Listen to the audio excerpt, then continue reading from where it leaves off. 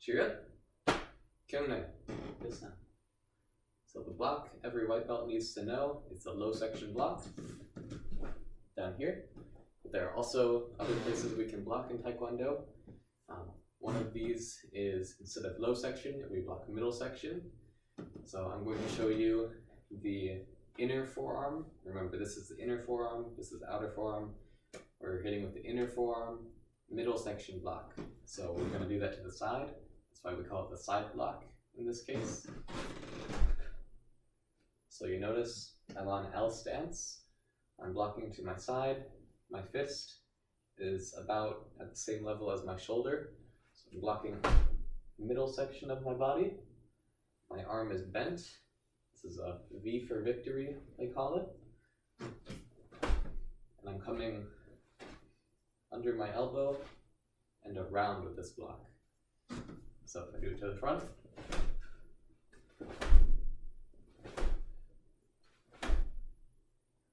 and see, I've still got my arm back here and an elbow strike. Every single movement we do an elbow strike. So this is the side block. So don't do it too high. You don't want to do it too low. Make sure your arm is now straight. You want it bent. And to middle section. So that's the side block. And we're also going to do a high section block. This is the high section outer forearm block. We also call it the high block or the up block. So also the rising block. This time we're coming up. So we're using our outer forearm. We can do this one on walking stance. And what's important to know about this technique is it's not just coming straight up like this. It's not from bottom to top. It's also a diagonal motion, just like the low block is a diagonal motion. You come from one corner up. So you can imagine you're sweeping something out of the way.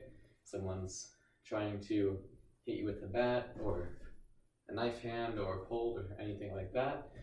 You want to sweep it away. Don't absorb the full force. Sweep it off to the side.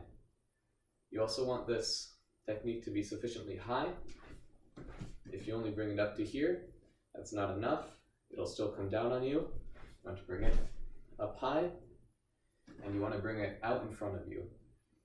So I don't know if you know this, but if someone's bringing down a stick, if you're hit by the end of the stick, it might hurt a lot.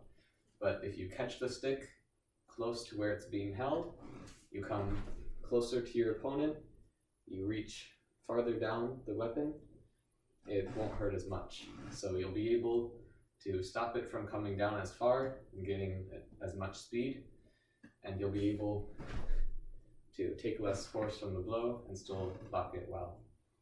So that's the side block and the rising block. So coming up. Yeah. You also don't want to bend your wrist too much. One, straight wrist. And to the side. 1, 2. You see I'm bringing it really far out in front of me when I block. And keep that elbow bent. It doesn't need to be bent 90 degrees. Just a little bit bent is enough to sweep it out of the way. So that's the side block and the rising block.